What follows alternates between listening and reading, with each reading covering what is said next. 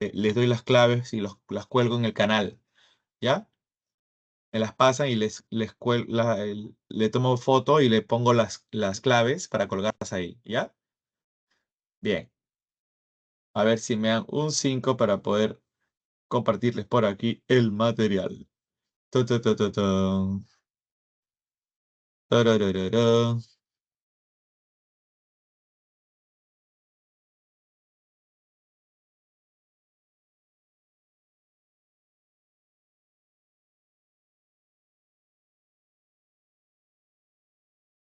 Taratata.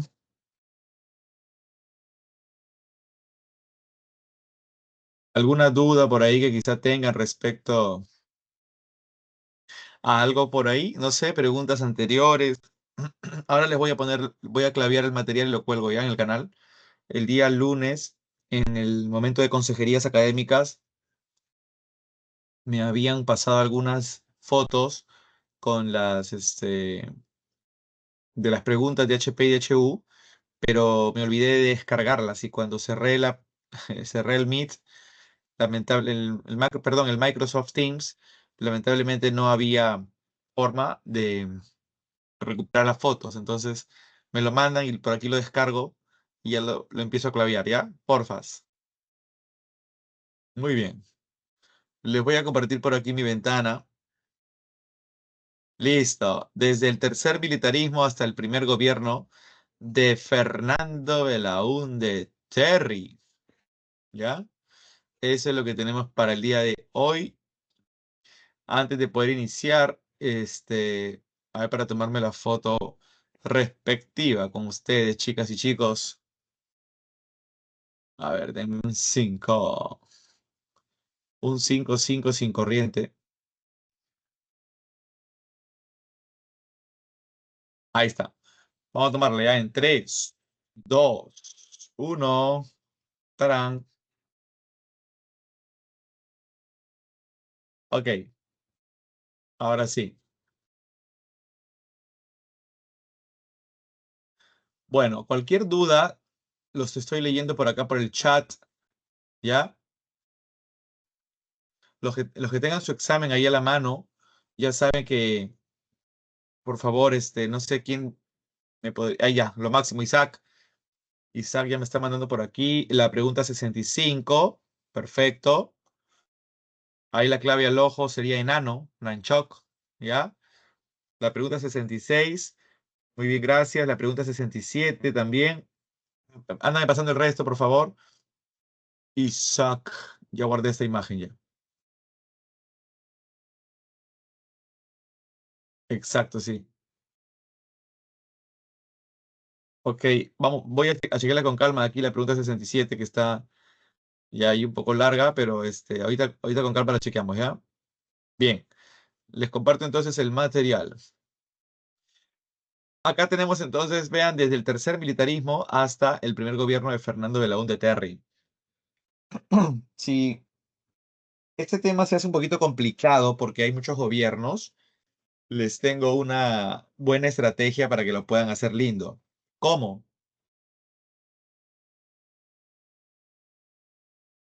Bastante simple. Los periodos que vamos a ver, enuméralos con tu mano, te los voy a ir mencionando, puedes irlos anotando en una línea de tiempo de la siguiente manera. Tercer militarismo, 1. Primavera democrática, 2. Primavera democrática, 2. Ochenio, que es del gobierno de Odría, de 8 años, 3. La convivencia, donde va a gobernar Prado, que ya gobernó en la primera democrática y acá nuevamente, pero se le llama la convivencia porque logra ser presidente gracias al apoyo que le dio el APRA. 5, la Junta Militar del 62 solo duró un año. Y 6, uno más, el primer gobierno de Belaúnde. Ya, esos 6 temas, si los puedes colocar en una línea de tiempo, sería genial. Y ahora hay algo bastante interesante. Son 6, ¿sí o no? 3 de esos periodos son dictaduras y los otros 3 son democracias. Y lo vas a ir abordando de manera intercalada. O sea, el tercer militarismo, que es el primer tema, es dictadura. El segundo, que es primavera democrática, es democracia. El tercero, que es el ochenio, dictadura. El cuarto, el segundo gobierno de Prado, la convivencia, es democracia. El quinto, la junta militar, es dictadura. Y el sexto, el primer gobierno de Belaúnde, es democracia. Ya está. Ándalo trabajando así para, primero, tener tu línea de tiempo. Luego, ya tienes los 6 temas ahí, los 6 periodos. Anda entendiendo que cada uno de esos periodos o es una dictadura o es una democracia. Y eso ya te va a ir ayudando para poder interpretar los aspectos o las características en la parte económica, en la parte política, en la parte social, y en sí qué representa pues el presidente de tales de los periodos en fin que hemos mencionado, ¿ya? Para tener una mejor comprensión del tema. Bien, acá me ha pasado la segunda pregunta, la pregunta 64, perdón. Su compañero Isaac, muchas gracias, Isaac. Lo máximo. Aquí, al ojo, la clave es dedo, criollos, la 64. Y a la 65, de ahí la chequeamos con calma, ¿ya? Hay que dar por ahí algunas cositas. Aunque aquí al ojo de la prosperidad falaz, la 65, eh, la 65, la primera es verdadera, la segunda falsa, la tercera verdadero, la cuarta falsa. La clave sería dedo acá, en la 65 dedo, ¿ah? Bien, ya la descargué. Después hay otra más por ahí, a ver. Muchas gracias. Acá lo de la Revolución Francesa. Para descargarla aquí. Muchas gracias. Y también está por aquí esta última cara, de la 67 hasta la 69. Hay que chequearla con calma eso. Aquí hablo aquí con calma, ¿ya? Ahora sí. Listo. Ya tengo acá entonces las preguntas. Falta una, falta una, falta una. Ya está.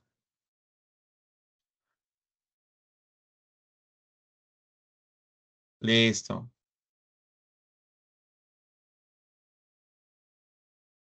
Lo máximo. Muy bien. Ahora sí. Ya. Vamos a entrar entonces con este primer periodo, el tercer militarismo. Jorge Basadre lo llama el militarismo después de la crisis, porque recuerden que antes de este periodo estaba Leguía y durante el oncenio, la Patria Nueva, bueno, Leguía entró un proceso tuvo un proceso de una serie de problemas en la época final por el crack del 29.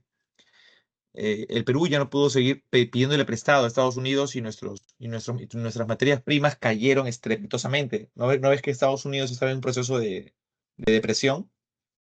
Y a partir de ese momento, la oligarquía, que era este grupo aristocrático de terratenientes, latifundistas, ¿no? Que sobresale bastante en la época de la República Aristocrática, la oligarquía volvió a recuperar el poder gracias a el golpe de Estado que en 1930 dio Luis Miguel Sánchez Cerro.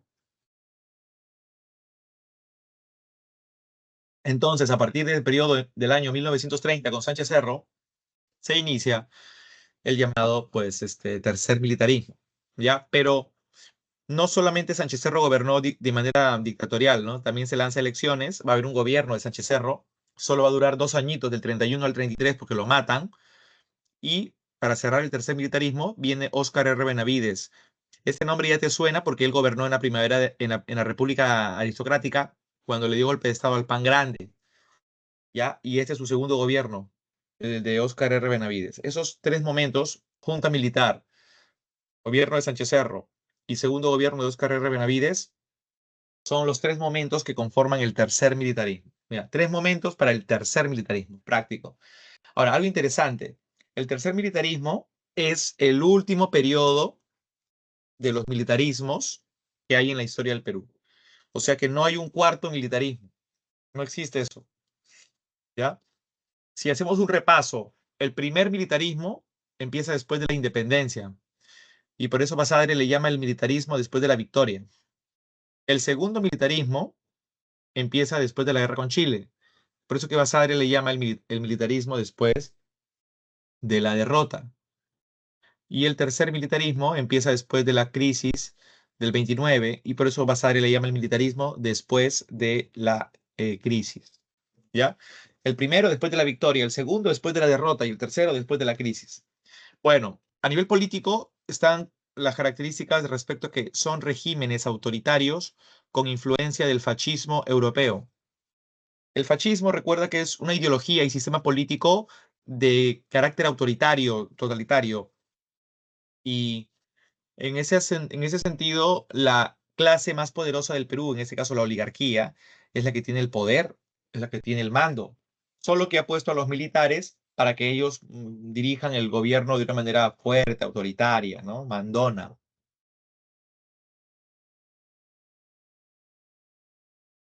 Entonces vean, pues chicas y chicos, que estos gobiernos no van a querer la democracia, no es una dictadura, por eso persiguen y van a ilegalizar al APRA, al Partido Comunista Peruano, en defensa de los intereses oligárquicos. Entonces, cuando anulas la oposición, es porque obviamente es una dictadura, ¿ya? A nivel económico, destaca la crisis económica y lenta recuperación producto de la Gran Depresión. O sea, en la década de los 30 estamos pasando por las consecuencias de la Gran Depresión. Obviamente, los países más perjudicados producto del crack, aparte de Estados Unidos, ¿no? Fueron los países de Europa. Y es por eso que en Europa los movimientos totalitarios del fascismo, el nazismo, empiezan a tomar relevancia, o sea, mucha importancia. En el caso del Perú, nace el tercer militarismo, en este caso, que defiende los intereses de la oligarquía. ¿Ya? Otro punto clave está el incremento de la inversión estatal. Para poder generar cierto dinamismo en la economía, hay una inversión estatal. Y en ese aspecto, pues está el famoso Banco Agrícola y también está el Banco Industrial, que van a poner un tanto orden, ¿no? A este periodo en el que se está desarrollando el llamado eh, tercer militarismo, ¿ya? Tener en consideración eso. Ok. Ahora, otro aspecto también interesante, vean, es que no se olviden que el golpe de Estado que Sánchez Cerro dio es un golpe que claramente está impulsado por la oligarquía y por ende la oligarquía va a ayudar, va pues a darle impulso a que Sánchez Cerro llegue a poder aplicar medidas muy, pero muy fuertes, ¿no? Y con el partido Unión Revolucionaria, que ves acá el símbolo de la UR, aquí con este triángulo, esos dos triángulos negritos, la UR es el partido de tendencia fascista que buscaba la creación de un Estado totalitario. ¿Mm? En 1930, cuando Sánchez Cerro le dio el golpe a Leguía, Leguía quiso huir del Perú. Tomó un barco allá en la punta, en Callao, pero lo atraparon casi llegando por la isla San Lorenzo. Lo apresaron y lo llevaron al Panóptico de Lima. El Panóptico de Lima es la cárcel de ese tiempo. Hoy queda, no sé si ustedes conocen el Real Plaza del Centro Cívico, donde está el Hotel Sheraton, el Centro Cívico, el edificio. ¿Conocen ese lugar? El Sheraton, ahí está el edificio más alto, bueno, era el más alto del Perú antes, el edificio del Centro Cívico, ¿no? Hoy día el edificio más alto es el Banco de la Nación, está allá por San Isidro. Ok, Isaac conoce ese lugar muy bien, lo máximo. Ese lugar era la famosa cárcel, ¿no? Todo ese lugar, el Sheraton más el otro, más el otro sitio, era pues el famoso Panóptico de Lima, ¿no? Y en ese sitio fue encarcelado Leguía, pero Leguía entró enfermo, cayó gravemente enfermo ahí nomás a los días y a las semanas y lo llevaron al hospital de la Naval, que está aquí en Avenida Venezuela, justo atrás de la Universidad de San Marcos. Y la salud de Leguía fue empeorando, ¿no? Mientras estuvo en ese periodo de enfermo y esto, escribió un libro, ¿no? El libro se titula Yo tirano, yo ladrón, donde reconocía muchos actos de corrupción que en efecto él había cometido durante, pues, su presidencia, ¿no? Durante la época del oncenio. Finalmente Leguía llegó a pesar 30 kilos, imagínate, estuvo muy mal y falleció en el 1932. Pero y bueno, Sánchez Cerro, mientras le dio el golpe de Estado y toma el poder, lo toma de manera autoritaria, porque un golpe no tiene la autorización o el nombramiento de las instituciones del poder público estatal. Entonces Sánchez Cerro gobierna autoritariamente y la oligarquía le propone que renuncie a su cargo de presidente, porque al fin y al cabo es por golpe, y que se lance a elecciones en 1931. Entonces, mientras Sánchez Cerro renuncia a la Junta, el que asume el mando es el ex prefecto de Arequipa, el señor David Samaneso Campo. Sánchez Cerro también es arequipeño, ¿no? Y David Samaneso Campo, su paisano, toma la dirección de la Junta Militar y crea el Jurado Nacional de Elecciones, David Samaneso Campo. Al crear el JNE, va a ser el Jurado Nacional de Elecciones el que por primera vez dirija un proceso electoral. Y este proceso es el de 1931. Es el primer proceso electoral que se llevó pues a cabo, ¿no? Por el JNE.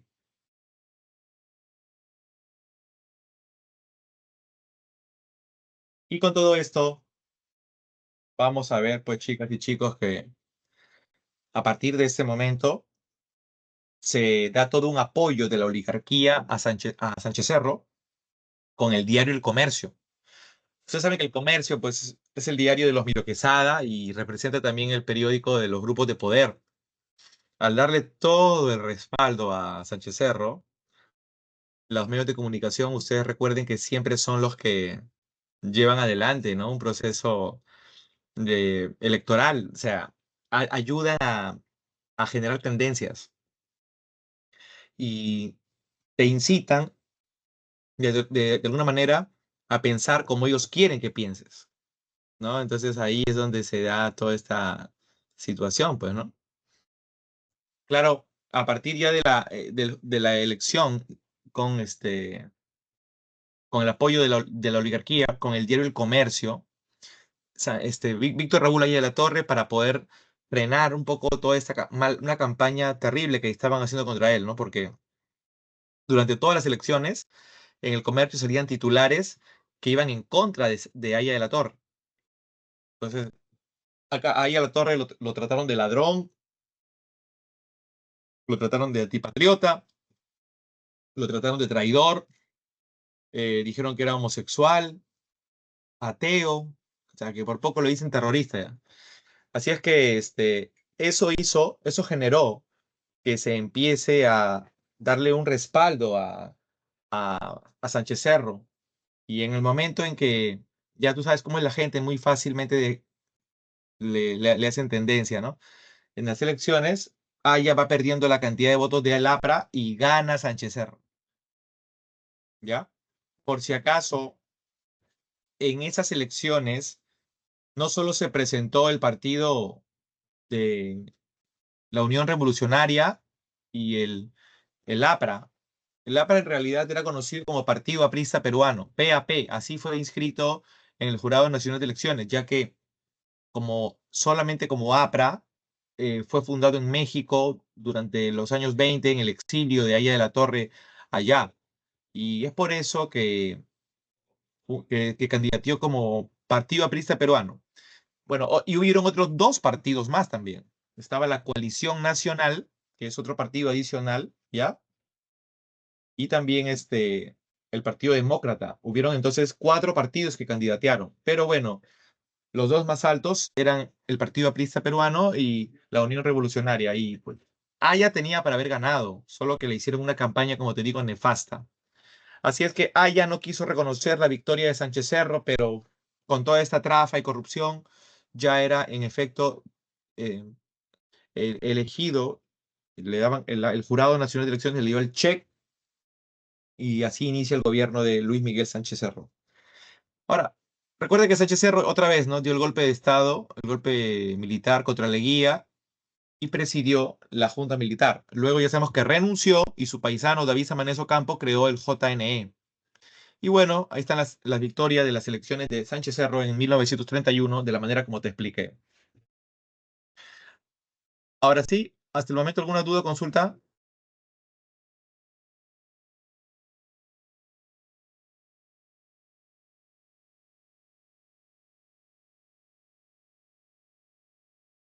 Ok, ahora continuamos. Ninguna duda, ¿no? Todo bien. Perfecto, Isaac. Gracias.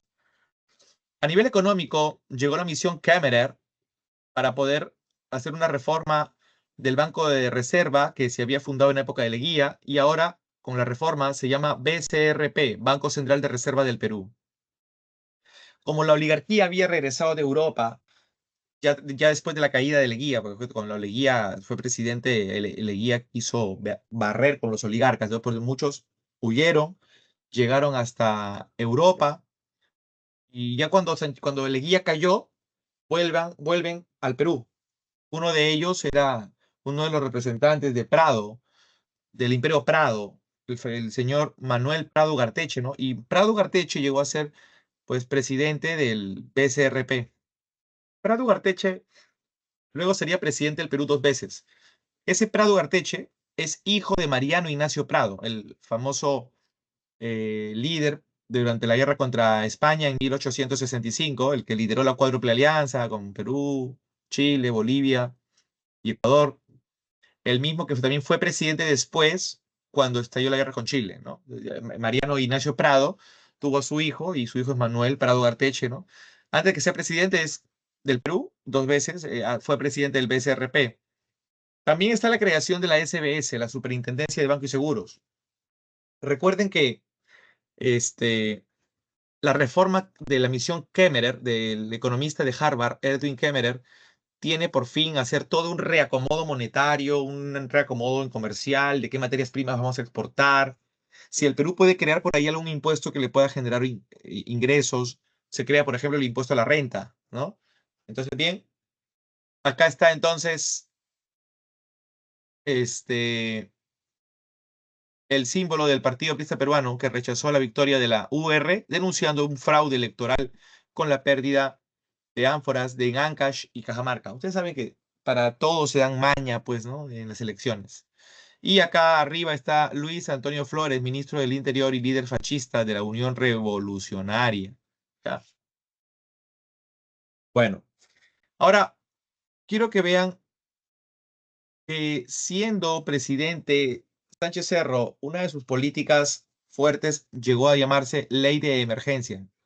Esta ley de emergencia establece toda una persecución contra los apristas y los del Partido Comunista por considerarlos movimientos internacionales. Sánchez Cerro con la oligarquía tenían un enfoque de que no hubiera oposición. Entonces, ¿cómo se sacaron al APRA del camino? Fácil, dijeron de que era un partido fundado en México. No quisieron hacer valer que Aya de la Torre, cuando llegó al Perú, lo fundó como partido aprista peruano. Otro punto del Partido Comunista. Decían que el Partido Comunista desciende de la Unión Soviética. ¿Qué hacía un Partido Comunista en el Perú? Entonces ahí pues se jactaron con estos pretextos para llevar adelante toda esta situación en este sentido, una situación fuerte, ¿no? Porque claramente se estaba eliminando la democracia. Se estaba eliminando la democracia. Bien. Otros puntos a tocar a ver a continuación. Perdemos un 5, por favor. Otros puntos a tocar a continuación llegan a ser ya que a raíz de la ley de emergencia, donde oficialmente el APRA y el Partido Comunista eran ilegalizados, este, Aya de la Torre y los apristas empiezan todo un movimiento de protestas en la costa norte del Perú, principalmente en lo que corresponde a Trujillo. Trujillo, que era zona de los apristas, llegó a ser el epicentro de las mayores protestas contra el gobierno de Sánchez Cerro. Y en Trujillo hay un cuartel militar que se llama el cuartel O'Donovan. Y en esas protestas llegaron a tomar el cuartel O'Donovan. Y pues de esa forma murieron algunos militares por la protesta de los apristas. La respuesta de Sánchez Cerro fue muy brutal porque mandó el ejército desde Lima para poner orden allá a todo coste. Llegaron a matar a los apristas que habían tomado el cuartel militar y era el año 1972. Se estaba cometiendo una serie de abusos. Algunos llegan a creer, a establecer que la cifra de muertos de esta, digamos, este hecho de querer poner el orden pasó los 2000 muertos. Por eso es que le llaman a este periodo, a ese año 32, le llaman el año de la barbarie. ¿Ya? Muy bien. Otro punto importante llega a ser la clausura de nuestro centro de estudios. San Marcos llegó a ser cerrado porque se hicieron una serie de protestas en contra de las medidas autoritarias que la ley de emergencia expresaba. Y para variar, clausurado. San Marcos estuvo cerrada casi 5 años. Entonces, eso es una dictadura, ¿no? Se elimina toda oposición, todo acto de parte en ese sentido de querer hacer prevalecer los derechos, todo eso se elimina. ¿Ya? Entonces, ¿te imaginas que eso ocurra ahora, en la actualidad? La gente empieza a protestar, que lo otro, pero como la mayoría de los que protestan son sanmarquinos, y Dina dé la orden y diga, vamos a cerrar San Marcos por 4 añitos nomás. Y tú acababas de ingresar. Ah, su madre. Acababas de entrar. Olenka, no. ¿Se imaginan, chicos? No. No, que no pase. Que no pase. Entonces ahí escucharíamos la famosa frase del, ¿cómo se llama? El chaturri de los cómicos ambulantes cuando dice, al otro año será. ¿Se imagina? Pero ya no será para otro año. En 5 años será. En 5 años. Muy bien. ¿Dudas, preguntas?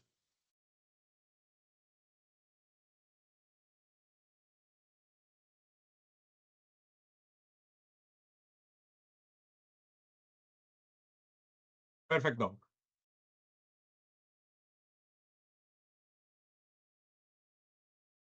Todo claro. Muy bien. Me estaba llevando una cosa dulce, no más rápido, disculpen, sino que porque hace frío y como el dulce activa ciertas partes del cuerpo para que se ponga caliente. Muy bien. Pero caliente en el buen sentido, ¿no? No nos vamos a poner hot wings. Cuidado, cuidado. Ok. Muy bien. Bueno, acá está entonces la respuesta del gobierno, ¿no? La masacre de Chan. Los apristas fueron perseguidos y llegaron a ser masacrados, así, fusilados alrededor de la famosa ciudadela, capital de la cultura chimú, la ciudadela de Chan, que te acordarás era la ciudad de barro más grande del mundo hasta los años 80, pero lamentablemente ya en China hubo otra ciudad de barro más grande, entonces por eso solo quedó como la ciudad de barro más grande de América, ¿no? Pero la UNESCO la declaró Patrimonio Cultural de la Humanidad en 1982. Bueno, acá está la famosa frase, solo el APRA salvará al Perú. Alan vive. Esa es la frase adjudicada al militante aprista Carlos Phillips, que antes de morir fusilado dijo, solo Dios salvará mi alma, solo el aprismo salvará al Perú. La expresión se convirtió en el lema inicial del partido. los fusilados apristas de Felipe Cosio. De ahí hemos sacado esta frase importante, ¿no? A nivel internacional, Sánchez Cerro empieza a darle cierto respaldo a los pobladores de Leticia. ¿Se acuerdan que Leticia era este pueblito peruano que perdimos cuando Leguía en 1922 firmó el tratado Salomón Lozano? Y perdimos todo esto que está con verde también aquí, ¿no? Ese es el famoso trapecio masónico. Lo perdimos. Y a raíz de todas las muertes que se habían generado por la famosa masacre que hizo este, Sánchez Cerro, allá en Trujillo, ahora Sánchez Cerro quería congraciarse con la gente.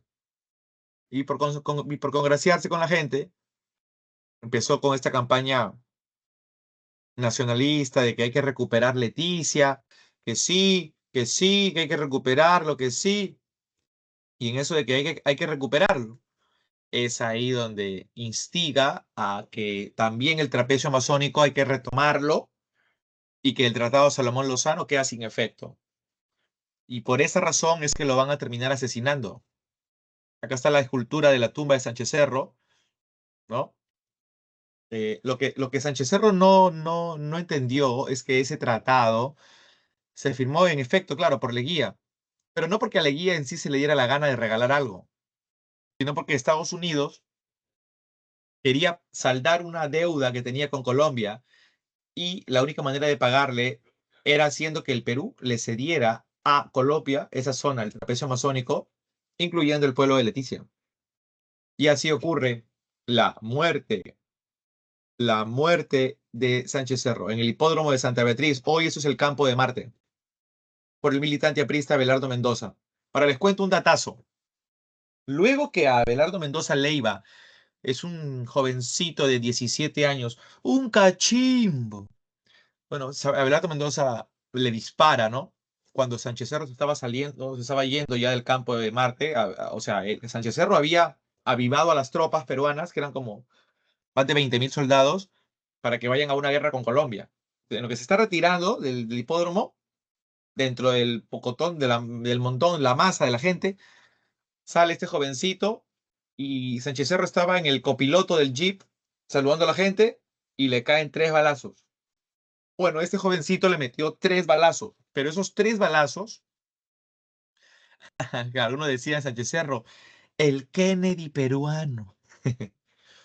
Pero Sánchez Cerro no tuvo una Marilyn Monroe que le cantara Happy Birthday to you, Happy Birthday to you, como la gran Marilyn Monroe, Dios mío, 90-60 revienta. Pero bueno, este famoso Kennedy peruano, como le llaman, ¿no? Este, le metieron esos 3 balazos y le cayeron en la espalda, ¿no? Pero no en la espalda así, sino que fueron rozones en el brazo, en la costilla. Entonces, esas 3 balas no lo mataron.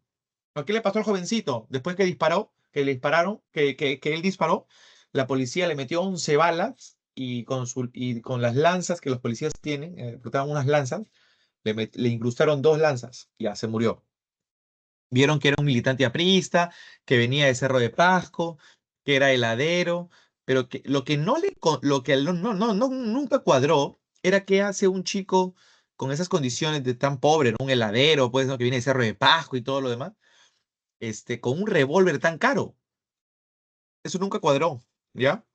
Pero cuando se lo llevan a Sánchez Cerro, o sea, a la clínica italiana que estaba acá, en esa época estaba ahí nomás cerquita, por la Plaza Banco Cápac, ¿ya? Sánchez Cerro llegó muerto. Y en la autopsia vieron algo interesante. ¿Qué cosa? Que ninguna de las 3 balas, pues, que Abelardo Mendoza Leiva disparó, en efecto, eran balas de herida mortal, sino que Sánchez Cerro había tenido 5 impactos de bala adicional por la parte frontal. Y de esos 5 impactos de bala eran de 4 distintos calibres de bala. Quiere decir que hubieron 4 francotiradores porque nadie los vio. Y la bala que lo mató fue la que justamente por la parte frontal entró directo al corazón. Hay una que le cae en el corazón y esa bala fue la mortal. El APRA fue exculpado de cualquier tipo de que los indiquen de asesino y todo, ¿no? Fue exculpado, ¿no? Pero lo más probable es que quien lo haya mandado a asesinar a Sánchez Cerro tiene que haber tenido alguien con mucha influencia con Estados Unidos. Y ya estaba todo preparado para que suma la presidencia Óscar R. Benavides. Ese hecho también no fue legal, porque Benavides era un miembro de las Fuerzas Armadas destacado en Europa, pero de un momento a otro regresó y Blum tomó el mando y ya a partir de ese momento, pues, presidente del Perú. Vean ustedes, ¿no? Ahí tenemos el gobierno de Benavides. Lo primero que Benavides quiere hacer es establecer la paz y concordia y por eso hace dos cosas. Firma el acuerdo con Colombia, un acuerdo de restablecer el Tratado Salomón Lozano, solo que ahora se llama Protocolo de Cooperación, ¿ya? Con Colombia, y le da perdón, o sea, amnistía a, a los que han protestado contra el gobierno anterior, empezando por el APRA. El APRA fue perdonado. Pero, ¿qué pasó? Benavides toma el mando, ya restableció el Tratado Salomón Lozano, el protocolo con Colombia. El Perú se quedó nuevamente, ¿no? Sin Leticia y sin el trapecio, ya eso había quedado claro. Pero, pero Benavides elimina la ley de amnistía por una razón. Benavides ve que los apristas están queriendo nuevamente hacer disturbios, muchas protestas. Y entre esas protestas, entre esos disturbios, los apristas terminaron matando al director del diario El Comercio, que ustedes recordarán, fue el director del Comercio, Francisco Miro Quesada, quien le hizo toda una campaña negativa a Aya de la Torre en las elecciones de 1931. Es por eso, pues, que lo matan también a la esposa de Francisco Miro Quesada, la esposa, la señora María Laos, y los matan saliendo del Teatro de Lima, en el centro de Lima. Antes la clase alta vivía ahí nomás en el centro histórico, ¿ya? Y por esa razón, saliendo de este magno evento del teatro, eh, le disparan los apristas, un grupo de apristas. Dicen que el líder de ese grupo era un tal Carlos Ester Lafont. Y se descubre pues que los apristas lo habían matado y por eso se elimina la ley de amnistía que duró poco tiempo para el APRA. Ahora, en 1936, en las elecciones donde él tenía que convocar, gana un abogado sanmarquino llamado Luis Antonio Eguiguren. Pero ese abogado sanmarquino tenía mucho respaldo de los apristas y es por eso que su candidatura fue anulada. Sí, fue anulada, fue anulada.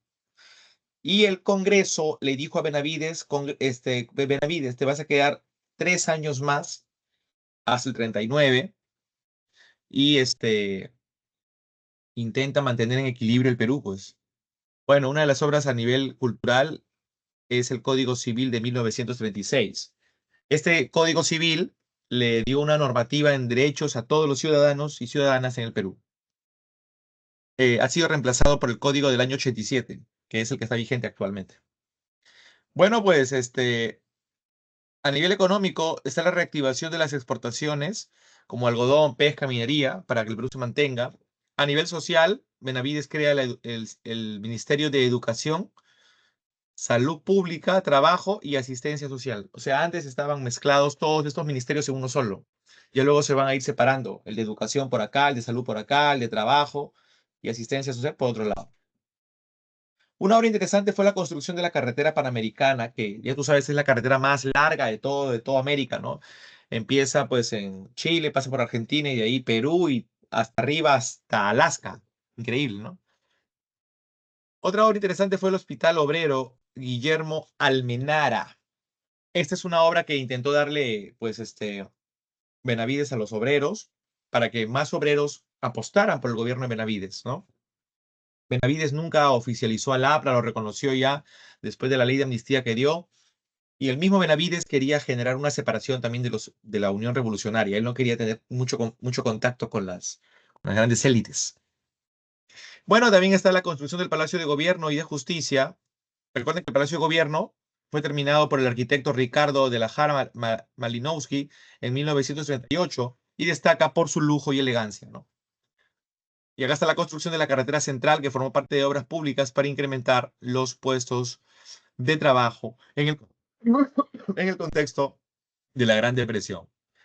Muy bien, ya durante la década de los 30, no se olviden que Europa vive un momento terrible, está el nazismo, la Guerra Civil Española, se están estableciendo los pactos para una previa, ya como previa para la Segunda Guerra Mundial, y en el 39, cuando empieza la Segunda Guerra Mundial, termina el tercer militarismo en el Perú y va a empezar el gobierno de Manuel Prado Ugarteche, el primer gobierno, esto es la primavera democrática.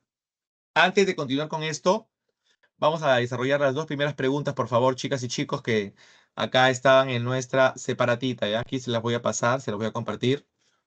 A ver, ratito. Acá está. Ajá. A ver, a ver, a ver. Muy bien. Vámonos entonces con la pregunta. A ver, a ver, a ver.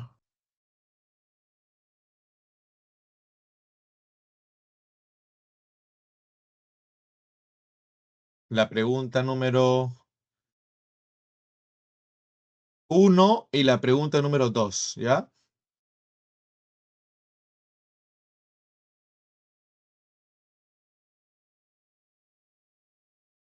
Ratito.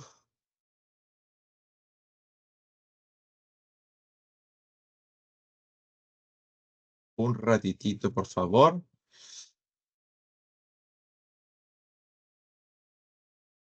Ajá.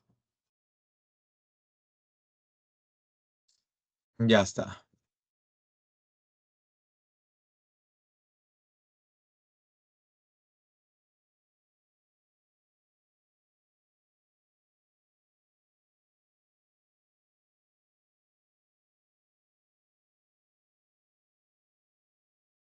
Ratito para colocar eso por acá. Ahora sí. Ya, les voy a compartir por acá el material, ¿ya?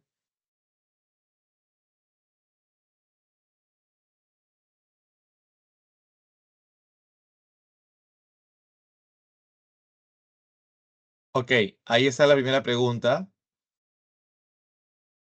A ver, ahí está la primera pregunta. Vamos resolviéndola un minuto, por favor, un minuto y medio máximo.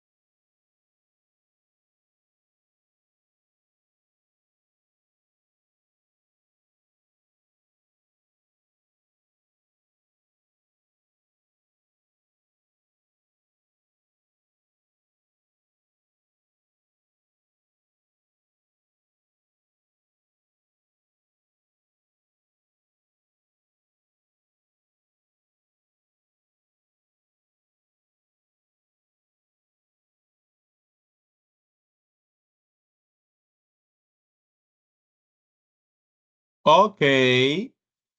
Me dice por aquí Isaac y Olenka. 1,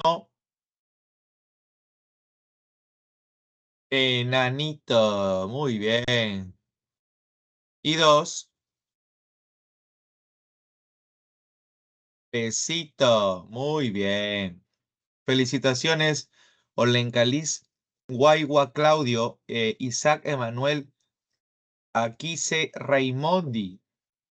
Genial. Congratulations. Esas son las claves de las dos primeras. ¿Hay alguien que quiere alguna precisión respecto a esas preguntas? Muy bien, Olenka. Excelente, Isaac. ¿Hay alguien que necesite alguna precisión respecto a esas preguntas? Hable ahora o cache para siempre. ¿Alguna precisión? Ninguna, ¿no?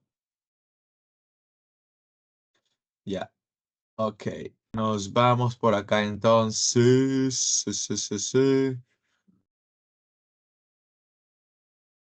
A ver. Ujú. Uy, creo que se me cerró creo que se me ha cerrado la diapositiva. A ver. Ay, se me había cerrado, qué raro. Ya, vamos a continuar entonces, ahora sí, ya avanzamos esos dos primeros, este tercer militarismo, y entramos ahora con la primavera, democrática, ¿ya? Con la primavera democrática. Aquí les comparto entonces mi pantalla. ¿Se ve ahí? ¿Me comentan, por favor?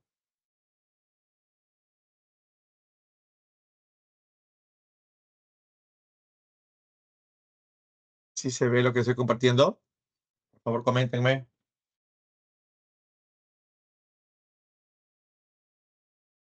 Muy bien, doctora. Muchas gracias, la doctora Olenka. Bueno, la primavera democrática se inició en septiembre de 1939, por eso primavera, ¿no? En el año 39 se lanzaba también a las elecciones un militar llamado José Quesada de la Unión Revolucionaria. Y para no tener más problemas que el tercer militarismo se expanda, continúe, es por eso que se tomó la decisión de darle respaldo a Manuel Prado Garteche. Pero Manuel Prado, no hay que olvidarse que es representante de la oligarquía financiera e industrial, propietario del Banco Popular y de la fábrica Santa Catalina. Eso, mucho acerca de él paraba saliendo en la famosa,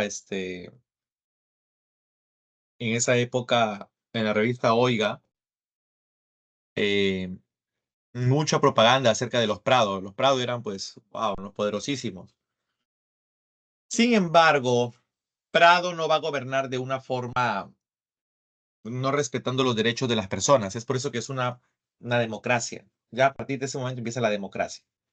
A nivel entonces de lo que es la primera democrática, gobiernos que representaron los intereses de la élite civil y está la disminución de la represión hacia los partidos perseguidos, porque hay democracia, obviamente, ¿no?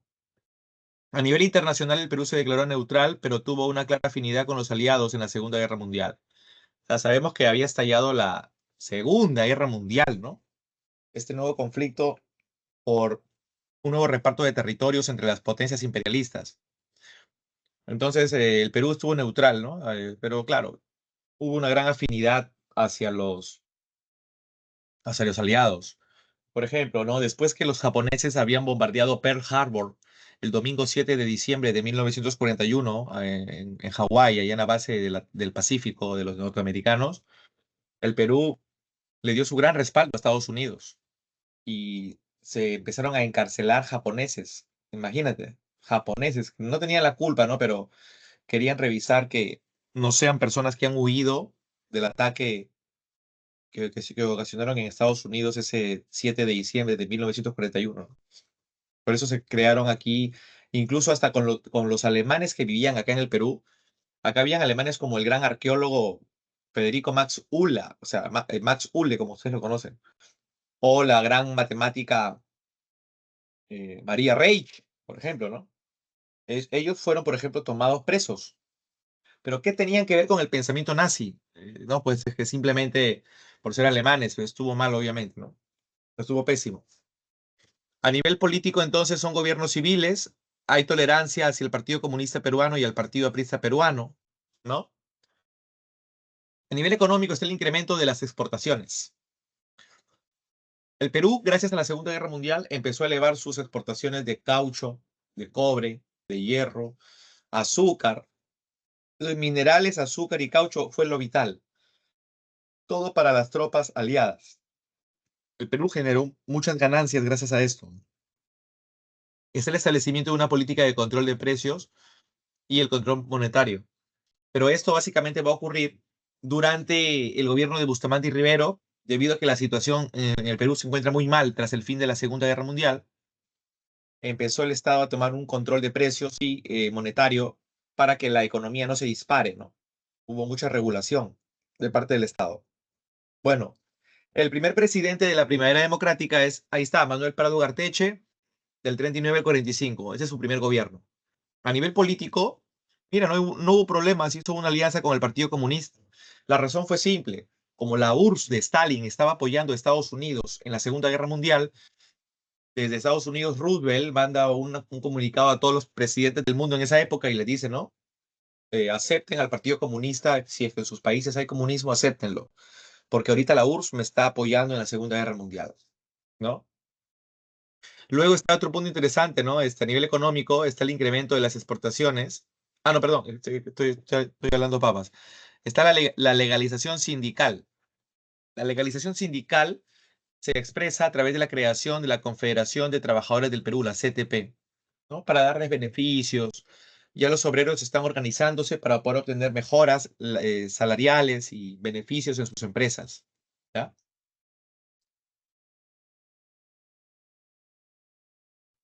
Bueno, dentro de las obras está la reconstrucción de la Biblioteca Nacional del Perú tras el incendio. BNP es Biblioteca Nacional del Perú. Se incendió por un cortocircuito y esto ocasionó que se perdieran muchos libros, muchos textos. Bueno, pero el gran historiador de la República, nuestro Jorge Basadre, fue quien asumió la dirección de la Biblioteca Nacional. Recuerden que otro famoso que aceptó la dirección de la Biblioteca Nacional fue el gran Ricardo Palma, pero esto fue muchos años antes, ¿no? En la guerra con Chile, después de la guerra con Chile. Se hizo el primer censo del siglo XX. Este primer censo arrojó una cifra de 6.207.967. Si le preguntamos a Acuña, no sé cómo diría ese número, 6.000, 600.000, 6 millones, 6.000, 6 millones, y todos los memes que le hacen, Dios mío. Ok, entonces, mira, éramos un poco más de 6 millones, habíamos aumentado casi el doble de la población, ¿no? Bueno, aquí tenemos entonces un famoso afiche de la Confederación de Trabajadores del Perú con apoyo del APRA y el PCP, ¿no? Ok. Ahora, a nivel económico, están las exportaciones del algodón, caucho y cobre, como les decía, por la Segunda Guerra Mundial, ¿sí? Y gracias a esto empezó pues a generar muchos ingresos y el Perú los invirtió mediante la creación de las corporaciones de desarrollo. Son como industrias. La industria del Santa, por ejemplo, en Ancash, se encargaría de la producción siderúrgica, imagínense, ¿ah? La aviación comercial iba en crecimiento. También está el tema del Amazonas. La central, o perdón, la Corporación de Desarrollo del Amazonas se encargaba de la producción de caucho. Pues todo iba bien, pero como el Perú es un país tercermundista, atrasado y esto, Estados Unidos nos llama la atención diciendo que el Perú no puede seguir invirtiendo su dinero en industrias, porque el que le vende las industrias es Estados Unidos. Es una gran disyuntiva que tenemos siempre, que el Estado peruano no pueda llegar a alcanzar ese nivel de producción de algo muy sofisticado como chips de celular o como computadoras de auto. O sea, ni autos entonces hacemos, entonces imagínense. Bien, por aquí llega algo interesante, ¿no? A nivel internacional, está la guerra con Ecuador en 1941. Eso fue a causa de los reclamos territoriales de Ecuador sobre Tumbes, Jaén y Maynas. El Perú se va a la guerra mientras el mundo se está enfrentando en la Segunda Guerra Mundial. Acá también hay una guerrita, ¿ya? Perú, Ecuador. En esta guerra existirá el famoso sacrificio de José Abelardo Quiñones, el gran aviador, ¿no? Que justo este martes que viene es feriado en honor a él, ¿no? En honor a él. A nosotros no nos choca porque no sé si no sé si la mayoría de instituciones va a acatar ese 23 de julio, ¿no? Ahora, el capitán de la Fuerza Aérea Peruana fue declarado héroe nacional en 1966 por su inmolación en las acciones de Quebrada Seca, donde se lanzó sobre metralletas ecuatorianas. ¿Ya? Ah, sí, bueno, ahí les van a estar informando Isaac. Ah, lo máximo, Isaac. Ya creo que de ahí vamos a descansar hasta agosto, creo, sí. Bien, bien. Y pues acá está el otro importante hombre, ¿no? Que es también general, solo que en esa época el cargo que se usa es de mariscal. Él es el señor Eloy Ureta, el que dirigió a todas las tropas en la guerra con Ecuador. Él pertenece a la Unión Revolucionaria. Ahora que ha dirigido esta guerra, se quiere lanzar más adelante en el 45 a las elecciones, para que retorne al militarismo. Bueno, vencedor de las ofensivas militares en Zarumilla en 1946 y se le confirió el grado honorífico de Gran Mariscal. El Perú, vean ustedes, llega a ganar el conflicto y esto finaliza con la firma del Protocolo de Paz, Amistad y Límites de Río de Janeiro en 1942, que cerraba las fronteras peruano-ecuatorianas, ¿no? Y Ecuador se negó a continuar la demarcación en la zona de la cordillera del Cóndor. Entonces, ¿no los afectó territorialmente esta guerra? Bueno, lamentablemente sí, porque el Perú terminó entregándole lo que estás viendo aquí, con este cuadrado y acá lo ampliamos. El Perú terminó entregando lo que se conoce como el triángulo de sucumbíos, ¿sí? El Perú terminó entregándole a Ecuador esa zona. No tuvo que haberlo hecho, pero entregamos territorio, ¿no? Lamentablemente. El Tratado de Paz es el que se firmó en el año 42, se conoce como Protocolo de Paz, Amistad y Límites de Río de Janeiro, no te olvides, ¿ya? Y otro punto también interesante es que ya el Perú veía que la Segunda Guerra Mundial terminaba y nuestra economía iba de mal en peor. Y quien tuvo que asumir eso es José Luis Bustamante y Rivero. Acá tenemos entonces al abogado arequipeño José Luis Bustamante y Rivero. Bustamante y Rivero, es el famoso presidente recordado por la ley de las 200 millas, ¿no? Del mar marítimo. Ya ustedes pueden checar esa información respecto a las 200 millas que llegó pues a reclamar durante su gobierno para que el Perú pueda gozar de todos los beneficios pesqueros en esas 200 millas. Bueno, 200 millas es bastante, pero Estados Unidos por esa razón no quiere aceptar ese tipo de ley que le dé al Perú tantas millas de mar, ¿no? Bueno, este famoso Bustamante Rivero, también algo interesante, fue el que redactó el manifiesto de Arequipa. Tú dirás, ¿qué es eso, profe? Es un documento que se firmó en Arequipa en el momento en que Sánchez Cerro estaba llegando a Lima para dar el golpe de Estado, ¿ya? Y él se encargó de redactar ese documento. Entonces, ya tiene mucha experiencia Bustamante y Rivero. Vamos a ver qué tal le va en este gobierno. Primero, a nivel político, inestabilidad agudizada por la crisis económica. Una crisis terrible que se dio y por el fin de la Segunda Guerra Mundial. A nivel político está la oposición del APRA y de la oligarquía. El APRA es mayoría en el Congreso y se le está oponiendo a Bustamante en casi todo, ¿no? Y está el asesinato del director de la prensa, el señor Francisco Graña, fue asesinado misteriosamente y algunos creyeron que podría haberse tratado de apristas, ¿ya? Pero hay todo un debate ahí. Falta esclarecer muchas pruebas. A nivel económico, este gobierno, vean ustedes, el gabinete aprista promovió el intercambio del gasto público y de los impuestos a las exportaciones. Entonces, Aquí el Congreso estaba dominado por el APRA y se podía hacer mucho a partir de ese control del Congreso.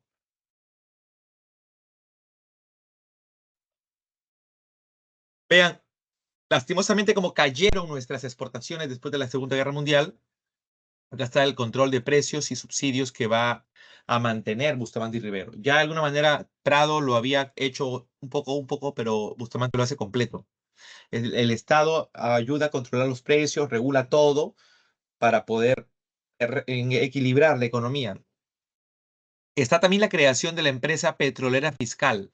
Eso es muy importante porque en Piura, nuestro petróleo se lo están llevando los gringos, los de la International Petroleum Company, la IPC, y no nos están pagando los impuestos que nos deben de pagar por extracción de todo eso. Entonces ahí se crea la empresa petrolera fiscal mediante un contrato llamado el contrato de Sechura, allá en Piura, en donde se le va a exigir una serie de beneficios también este, al Perú por no haberle pagado la IPC en su debido tiempo. ¿Ya? Entonces esta empresa petrolera fiscal es muy importante porque va a tener que ver con la parte final del tema de hoy, cuando lleguemos a Belaunde. ¿Ya? Otras medidas, la ley de la educación secundaria gratuita, qué bueno, la ley del yanaconaje, excelente, que a los yanaconas o trabajadores en las haciendas, que la mayoría son campesinos, les tienen que pagar un salario. ¿Puedes creer que no les pagaban? Estaba la vieja costumbre de que el blanco es el que tiene que tener tantos ahí empleados o sirvientes y peor, sin paga, ¿no? Todo porque le están dando un pedazo de tierra para que produzcan y los propios campesinos tomen el 5% nada más y el resto que sobra, el 95% lo repartan, ¿no? El 95% se lo den, perdón, a la oligarquía. Eso no es correcto, ¿no? Luego está el decreto supremo 781, que es la jurisdicción sobre las 200 millas del mar peruano. ¿Ya? Entonces, vean, aquí está una caricatura satírica referente al golpe de Estado, este,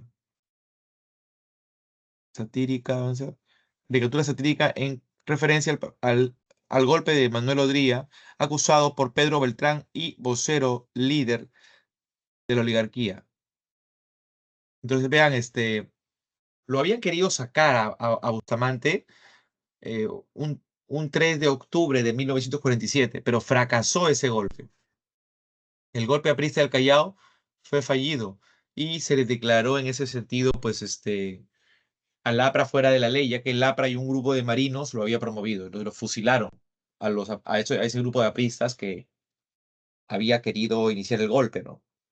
¿Ya? Y 24 días después, el 27 de octubre, ya se da el golpe de Manuel Arturo Odría a Moretti y finalizó la primera democrática. Empezaría así el siguiente periodo, que es el dochenio de Odría. Muy bien, antes de hacer esto, por favor, vámonos a las preguntas, ¿sí? Por favor, a ver qué tal les va. Están ahí, felicito, dando todo lo mejor de sí. A ver, ratito. Ya hicimos la uno, ya hicimos la 2.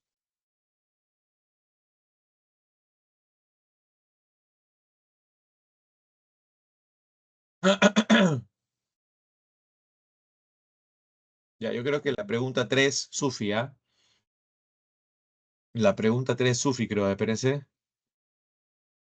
Ya, un minuto les doy para que la desarrollen, por favor. Un minuto.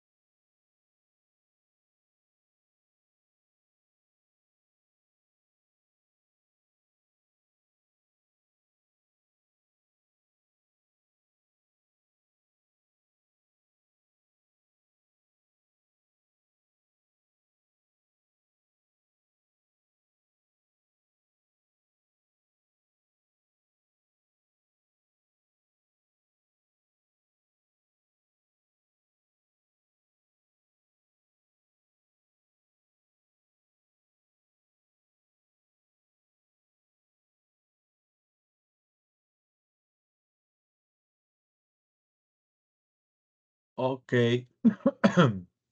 Solamente me respondió Olenka e Isaac. ¿Nadie más?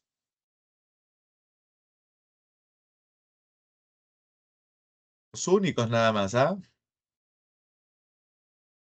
Y la clave, en efecto, es que Bustamante estableció esto, la implementación de las leyes del llanaconaje y la de las 200 millas. Muy bien. Miren, hemos terminado tercer militarismo, primavera democrática. Entramos al ochenio de Odría. ¿Ok? Hasta el momento, dudas, consultas, preguntas.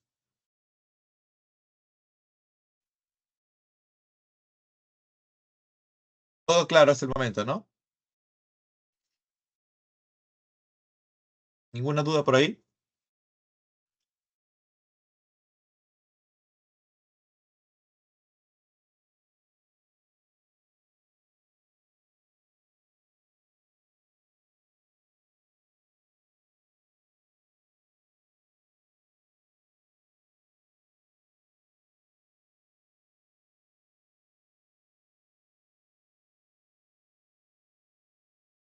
Gaby, todo claro, Gaby. Ok, Gaby.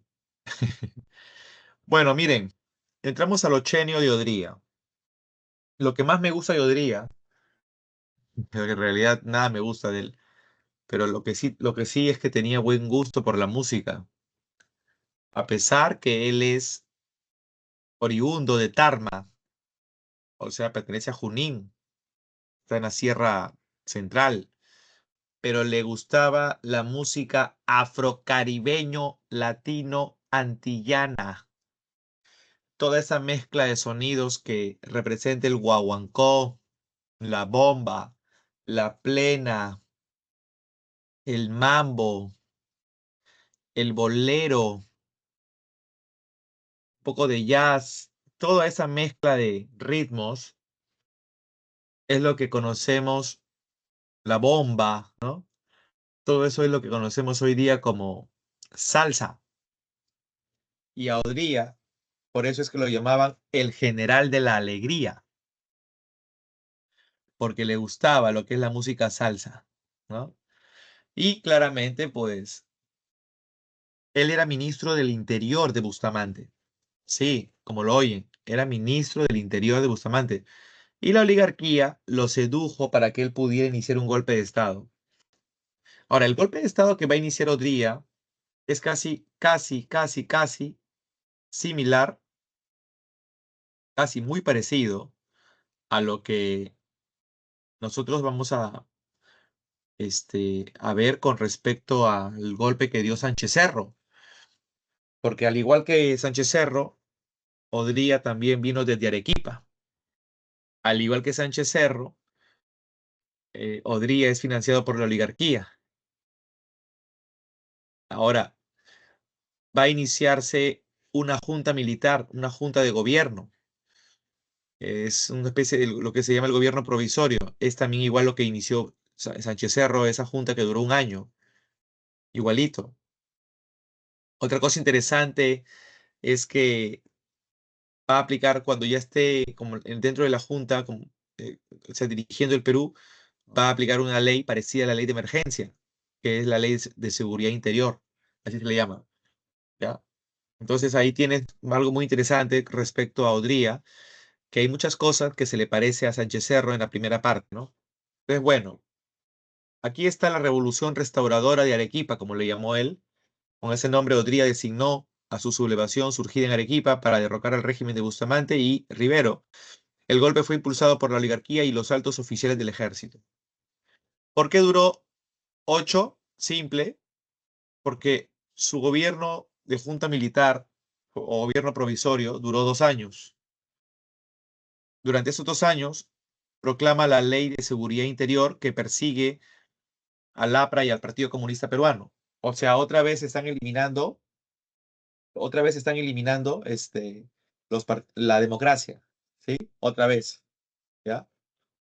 Otro punto interesante es que él renuncia al cargo de la Junta, a eso se le llama la bajada al llano, se da la renuncia de Odría y a los contrincantes, bueno, el contrincante más importante que tuvo fue Ernesto Montagne Marlós.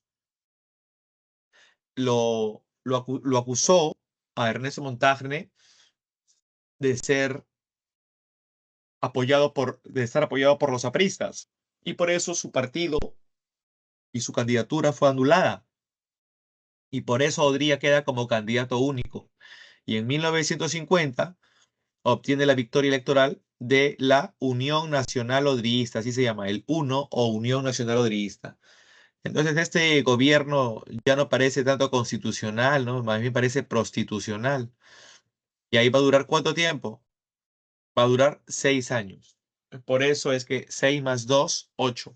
Recuerda que el gobierno duraba 6 años desde que Sánchez Cerro proclamó o promulgó la Constitución de 1933. ¿No? Esa constitución que le dio a la mujer el voto en las elecciones municipales. En este gobierno, Odría le va a dar a la mujer el voto en las elecciones presidenciales. Ven ustedes el parecido que hay entre el gobierno de Sánchez Cerro y el gobierno de Odría. No, bueno, la diferencia es que Odría va a gobernar más tiempo y no lo van a matar, ¿no? Entonces, pues, hubiera podido ser así con Sánchez Cerro también.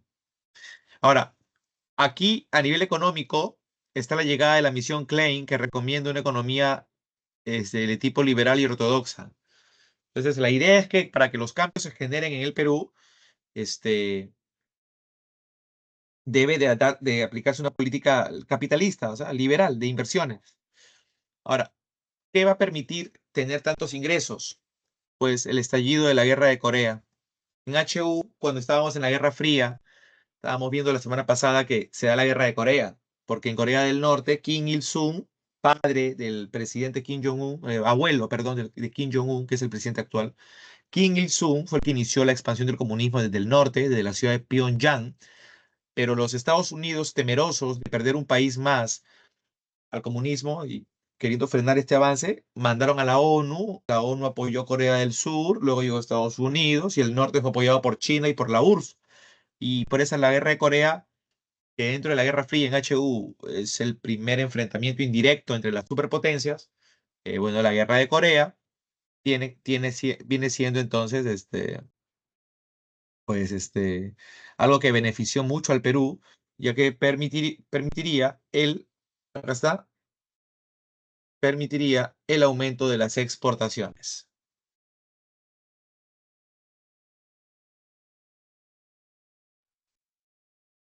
Con eso, con ese dinero, Odría pudo lanzar una serie de obras. Acuérdate de los dos lemas que tuvo Odría. Uno era hechos y no palabras.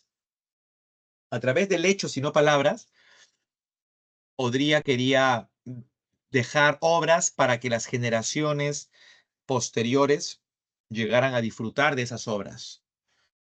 Ahí está el Estadio Nacional, el Estadio de San Marcos, el Hospital del Empleado, las grandes unidades escolares, o sea, las escuelas, la creación del Centro de Altos Estudios Militares para formar a los militares que estén en este proceso de desarrollo, los quieren formar académicamente, no solamente a nivel de educación física, de corporalidad, atletismo, no, sino también intelectualmente para cuando gobiernen el país, como Odría y muchos otros en el país, lo hagan teniendo un proyecto para el país, que es muy importante.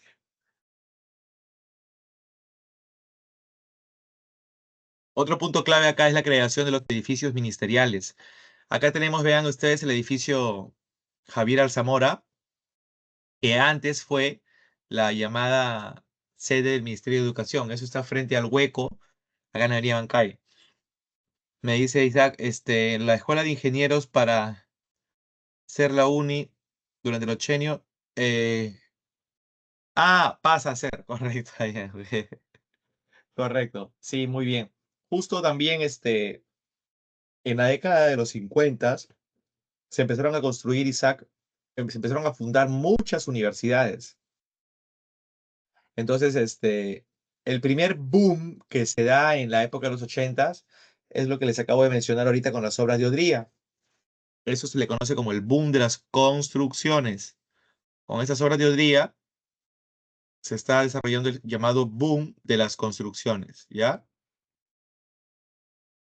Pero eh, más adelante, con la época de la convivencia, se van a desarrollar, se va a desarrollar lo que es el boom este, de las universidades. Boom de las universidades. Muy bien. Recuerden que en la época de Odría se estaban dando las grandes migraciones del campo a la ciudad. Miren, acá está una vista panorámica del antiguo Estadio Nacional, inaugurado en 1952, que reemplazó al estadio de madera, que era el estadio inglés, ¿no? Ya bien, entonces, durante esta época se llegan a dar una serie, vean aquí este, una serie de temas en el aspecto social, producto de las migraciones, ¿no? Entonces, Odría empieza a ofrecer el seguro social del empleado. Ahí está, ¿no? Para los empleados y puedan tener su atención en salud, ¿no? Está el voto femenino presidencial. El voto femenino no es que en realidad nació de Odría, sino que su esposa, la dignísima dama, la señora María Delgado Romero, como ven aquí en esta imagen, dama y candidata sin éxito a la alcaldía de Lima en 1962. Bueno, ella fue la que a su marido le pide, ¿no? Amor, que la mujer debe de votar. Mira, yo me voy a lanzar alcaldesa y como una alcaldesa no puede ejercer un derecho al voto.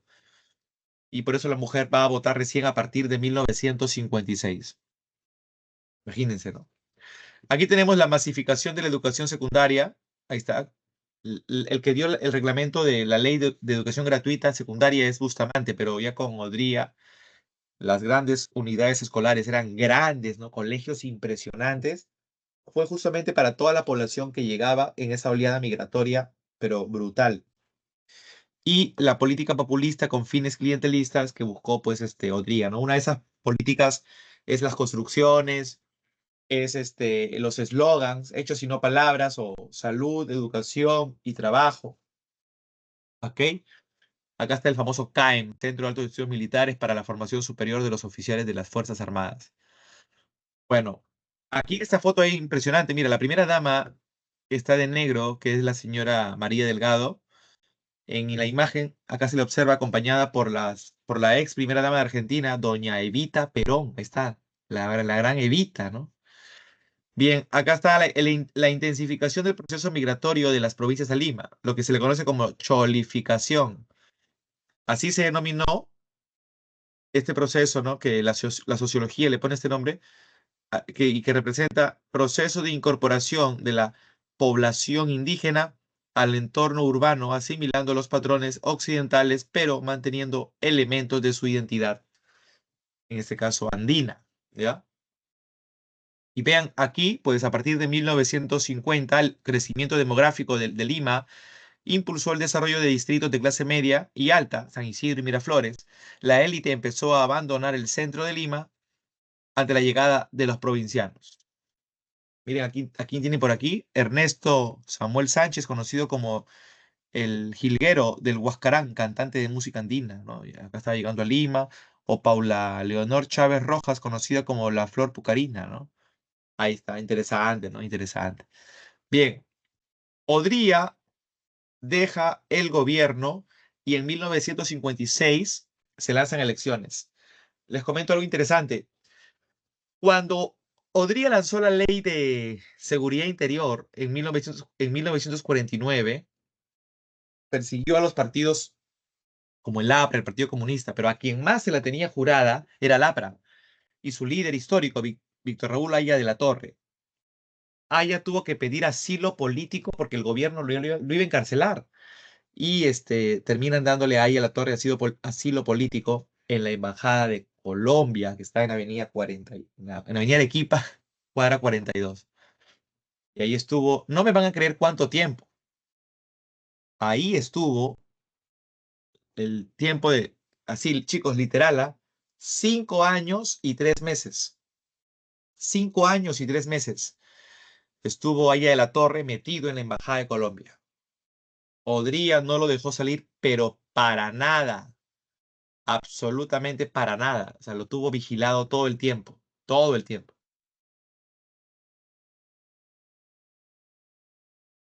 Muy bien. Ahora, en el 56, que la mujer ya va a votar, ya logró salir de la embajada. Ahí es donde hay nuevas elecciones y hay un candidato que se llama Fernando Belaúnde Terry, que es una joven promesa. Belaúnde destaca porque él fue quien inició la famosa política del boom de las construcciones. Como es arquitecto, él ha diseñado el 90% de todo lo que se hizo en el Ochenio. Es por eso que le llaman, este, a ver, que Belaúnde empieza a tener una serie de brillo, una serie de fama, ¿no? Y Belaúnde ha fundado su partido Acción Popular, aunque no nació con ese nombre, ¿no? Pero ya, Acción Popular, ¿no? Nació como Frente de Juventudes Democráticas. Pero bueno, ya, Acción Popular podría ganar, pero se lanza también Manuel Prado Ugarteche. De Manuel Prado ya hemos hablado del primer gobierno que está en la Primera Democrática. Pero ¿cómo hace para ganar aquí? Pues le dice a Víctor Raúl Aya de la Torre, del APRA, líder del APRA, le dice que como Víctor Raúl no ha podido inscribirse en las elecciones, que los votos del APRA vayan a Prado para que pueda ganar. Y así, cuando termine este gobierno de 6 años, en el 62, Aya de la Torre va a poder postular y seguro que gana la presidencia y ya ahí le hace ese favor Prado, ¿no? A Aya de la Torre. Ya entonces, entre estos años se va a dar el segundo gobierno de Manuel Prado Ugarteche, también periodo, como te dije, que se llama la convivencia. La convivencia, porque estuvo Prado más el APRA. Entonces se denominó el régimen de la convivencia al pacto electoral entre el APRA y la oligarquía industrial, representada por Prado, quien lo, eh, quien lo devolvió a la legalidad política, ¿no? En ese sentido, ¿ya? Vean, a partir de ese momento el APRA está en un momento grande, se siente un partido que ya por fin está alcanzando ciertos logros, pero muchos apristas molestos porque Aya de la Torre supuestamente era del pueblo, Aya parecía que tenía un discurso izquierdista, o sea, a favor de los sectores populares, Aya se ha terminado aliando con un millonario, pues, con el Imperio Prado, y por eso muchos apristas van a terminar renunciando, o sea, yéndose del APRA, cambiándose a otro partido. Uno de los partidos que surgió por aquella época fue el APRA Rebelde. Y soy rebelde. Ya, otro partido que surgió por esa época, el Movimiento de Izquierda Revolucionario.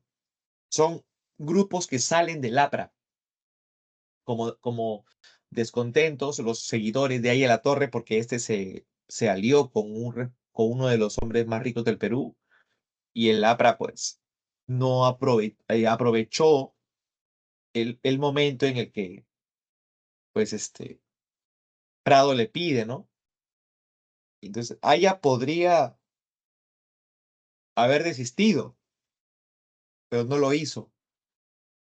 Y por eso todo esto fue tomado como una traición de parte de Aya la Torre y haber mancillado los principios más importantes que representan pues al APRA, ¿no? A nivel internacional, justo por acá está pues, Prado ya presidente. A nivel internacional, vámonos para la parte pues de Cuba. Ustedes recordarán que Cuba había iniciado su proceso de revolución y como había triunfado, es ahí donde John F. Kennedy, presidente de Estados Unidos, ha perdido influencia sobre Cuba y decide cerrarle todo el comercio internacional. La expulsa de la OEA, de la Organización de Estados Americanos, y le pide a los países de América, Estados Unidos le pide a los países de América que no copien el modelo de Cuba. Entonces se lanza la política Alianza para el Progreso y el Perú se adhirió al programa de Alianza para el Progreso, donde se rompe relaciones con Cuba como efecto de la revolución. El programa de Alianza para el Progreso va a ser una serie de ayuda económica para los países que están en desarrollo acá en América. Entonces, la idea es que se haga una carta y todos los representantes de todos los países de América firmen esa carta que es en contra de Cuba. Ya, pues por esa razón, ahí está. Prado rompe relaciones con Cuba después de la revolución y pues se termina adhiriendo al programa de Alianza para el Progreso. ¿Ya? Aquí está el Perú entonces también firmando, ¿no? A favor de Estados Unidos. En lo político, vean que se crea el Comando Conjunto de las Fuerzas Armadas. Este comando conjunto, creado en 1957 por Prado, se unió a Ejército, Marina y la FAP. Es el desarrollo de partidos reformistas. Yo te mencioné Acción Popular y el Partido Cristiano, ¿ya? Son partidos interesantes que están surgiendo pues, por esa época, ¿no? Ojo, Acción Popular no se llamaba Acción Popular. Había nacido con otro nombre que se llama el Frente de Juventudes Democráticas, que es con el que se lanzó el arquitecto Fernando Belaúnde Terry en las elecciones del 56, ¿ya? A nivel económico, el Perú no se encuentra en una buena etapa porque como no hay una guerra internacional y nos lleve a exportar, es ahí donde se promulga esta ley de promoción industrial, en donde se van a promover productos netamente del Perú, ya sea leche, productos agrícolas, ¿ya? Pero productos netamente peruanos para poder pues iniciar una exportación. Uno de los productos que más llegó a venderse fue el aceite y harina de pescado, y ahí nace el famoso boom de la pesca. La política económica de Prado es de modelo liberal, ¿sí? O sea, es una economía que está alineada con los intereses de los grupos capitalistas, ¿no? El boom pesquero, entonces, chicas y chicos, este tipo de boom pesquero es gracias a que el puerto de Chimbote, que se encuentra ya en Ancash, llegaría a ser este epicentro del boom. La transformación de la industria pesquera generó el crecimiento exponencial de Chimbote, de una humilde calera de pescadores a contar con más de 154 fábricas en 1963. Eh, para 1964, el Perú se convirtió en la primera potencia pesquera en el mundo. Imagínense la cantidad de anchoveta que sacamos y la vendimos al mundo. O sea, fue brutal, brutal. ¿Ya? Entonces, chicas y chicos, aquí tenemos algo interesante. Mira, Luis Banquero Rossi fue el principal promotor de la industria pesquera, presidente de la SNP y director del Banco Central de Reserva, ¿ya? Entonces, ese SNP es el Sistema Nacional de Pesca en el Perú. Banquero Rossi era un hombre millonario, de buen corazón. Le empezó a regalar pescados a la gente que no tenía recursos. Y con el regalarle pescados mantenía un estatus en la alimentación de la población. Imagínate tanto pescado, fósforo, eso tiene omega, eso tiene hierro, o sea, buenísimo para el cerebro, como nutriente, como proteína, muy bueno. Entonces, como la mayoría de empresas pesqueras no va a regalar el pescado, sino venderlo, a Luis Banquero Rossi lo mataron. Lo mataron lastimosamente por el gran apoyo que le dio a muchos sectores en desmedro de las empresas grandes.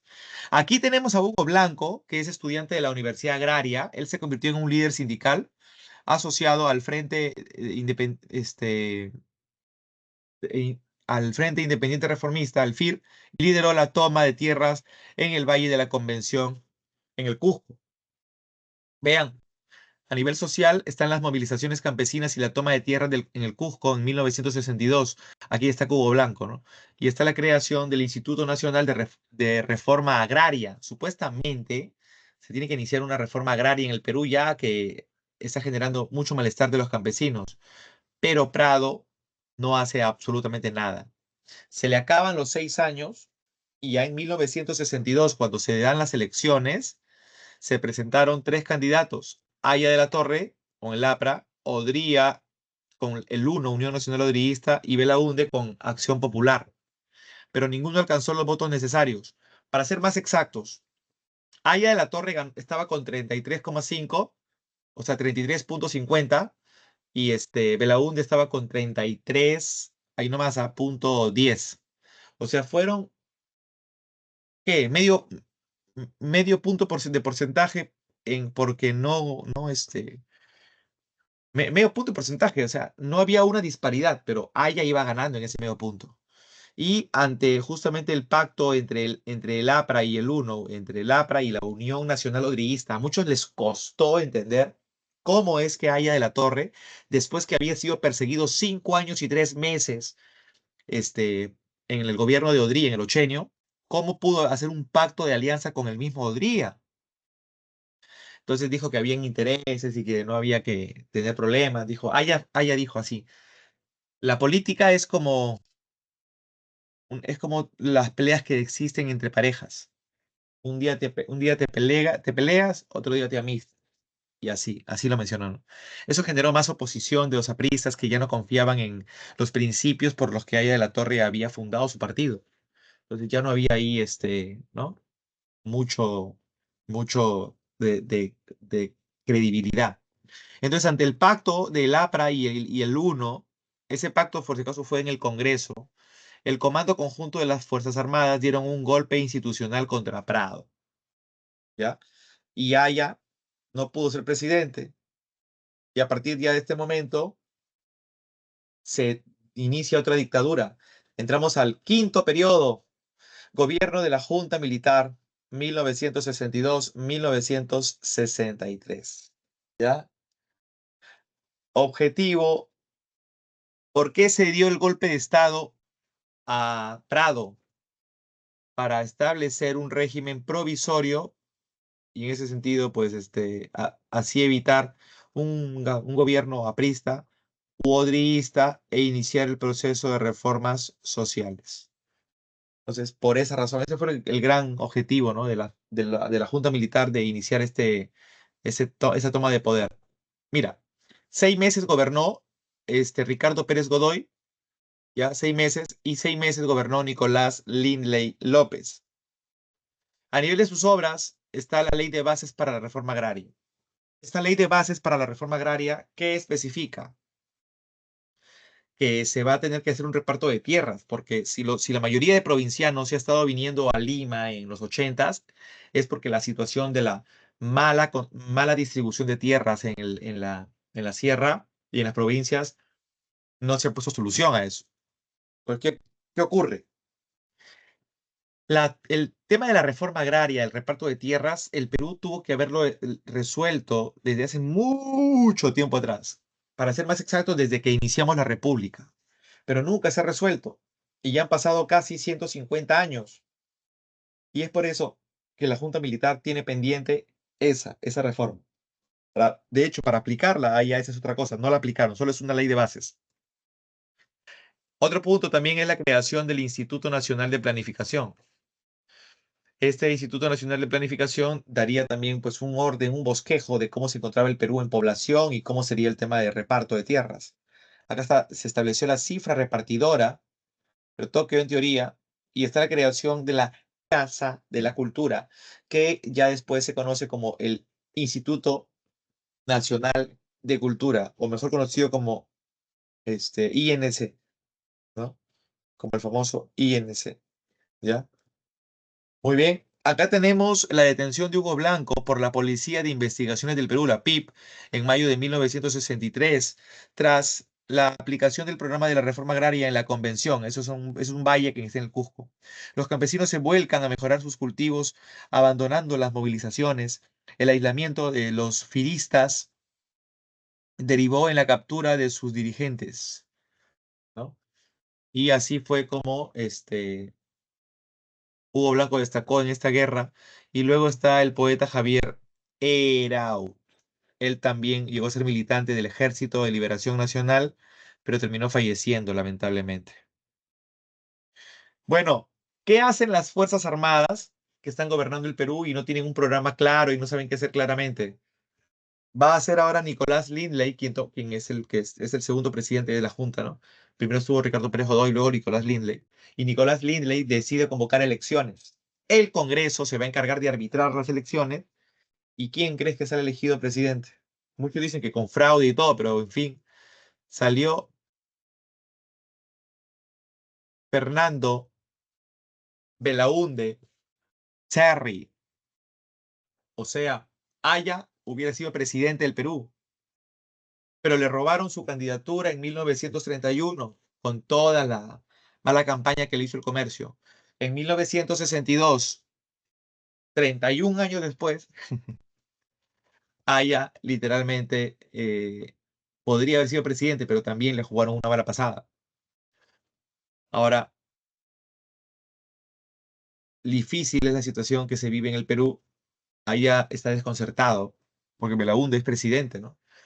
Ahora, mira, el gobierno de Belaúnde tiene que ser de 6 años. Sin embargo, va a acabar en el quinto año. Y la respuesta es porque le van a dar golpe de Estado.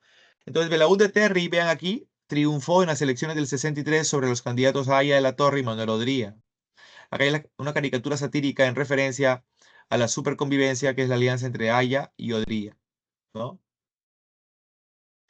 Esta alianza en el Congreso, ¿no? A nivel político, fuerza Haya.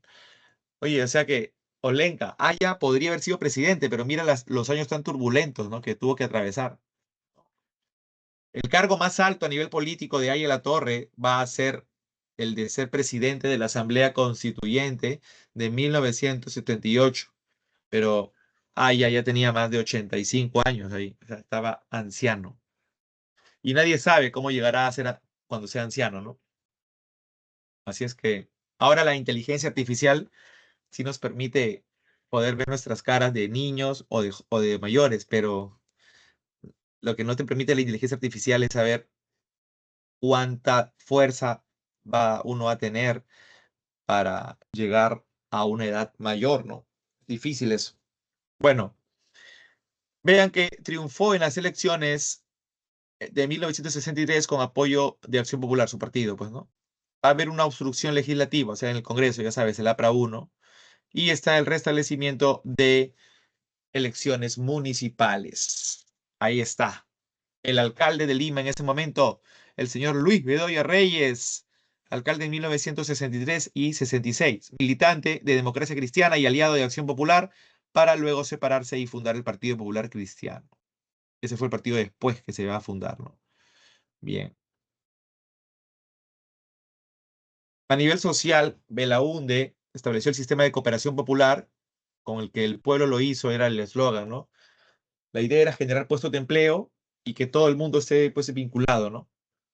Promulgación de la Ley de Reforma Agraria de 1965. Recuerda que la famosa reforma agraria, ¿sí? Es la llamada, este, este reparto de tierras tan esperado. Y él es el que por primera vez en la historia aplica la famosa reforma agraria. Pero lamentablemente no afectó a las grandes haciendas y no fue la reforma que esperaban, no fue una reforma contundente. Pero el primer presidente que aplicó la reforma agraria fue Belaúnde, no te olvides, no fue Velasco. Velasco lo hizo después, pero de otra manera. Aquí tenemos la guerrilla del Mir, vean ustedes, guerrilla del Mir, abatida. Ya aquí se encuentra, vean, Luis de la Puente Uceda, disidente del Partido Aprista, viajó a Cuba para recibir entrenamiento en guerrillas. En el año 62 convocó a la revolución por la vía armada para replicar la experiencia cubana en el Perú. Estableció su base militar en Mesa Pelada, Cusco. Sin embargo, su base fue bombardeada y cayó en un asalto de las Fuerzas Armadas. ¿Ya? Vean, aquí se encuentran las acciones guerrilleras del Movimiento de Izquierda Revolucionario y el Ejército de Liberación Nacional en los frentes del Cusco y Junín. Luego, a nivel social, hay mucha represión de las Fuerzas Armadas, ¿ya? Aquí, pues, se ve el famoso símbolo, la caricatura que representa la cooperación popular, fue establecido por el gobierno de Belaúnde para usar la fuerza de trabajo de las poblaciones en las obras públicas erigidas por ellos. Entonces, eso es un abuso, pues, ¿no? Pero, de alguna manera, a partir de este momento, se querían generar puestos de empleo, ¿no? Y bueno, así fue como Belaúnde lanzaba esta parte social, ¿no? Interesante. También está la carretera marginal de la selva. para poder llevar o tener contacto con zonas de la selva mediante carreteras, que antes no había eso. Está el aeropuerto Jorge Chávez, que pasó de las torres de Limatambo en San Borja acá al Callao, y está la residencial San Felipe en Jesús María. Ahora vean, a nivel económico está la creación del Banco de la Nación. Esto va a reemplazar a la antigua Caja de Depósitos y Consignaciones. El Banco de la Nación se va a encargar de hacer pagos, el Banco de la Nación se va a encargar de el control de dinero y flujo económico de parte de la burocracia o empleados públicos de las principales instituciones que hay en el Perú, ¿no? Hubo una crisis internacional en 1967, ¿no? Con lo cual se generó la devaluación monetaria, sequías y protestas sociales, ¿ya? Ahí está la refinería La Pampilla, ubicada en Ventanilla, inaugurada en 1967 para el refinamiento de petróleo y terminar con el monopolio de la International Petroleum Company. Algo interesante, vean ustedes, es que se quedó para el final, y eso va a traer la crisis y el final de su gobierno, la firma del Acta de Talara con la International Petroleum Company. Yo les conté que Bustamante, mediante la famosa firma del contrato de Sechura, en su gobierno había establecido la creación ya les había contado, ¿no? La creación de la empresa petrolera fiscal. Pero esa empresa petrolera fiscal no había todavía cobrado nada a la International Petroleum Company. Entonces, cuando llega Belaúnde, Belaúnde tuvo la oposición legislativa del APRA y del UNO, ¿no? El APRA 1. Y demoró mucho para que el Congreso, el legislativo, le diera luz verde para que él pueda ir a hacer los cobros respectivos a la IPC.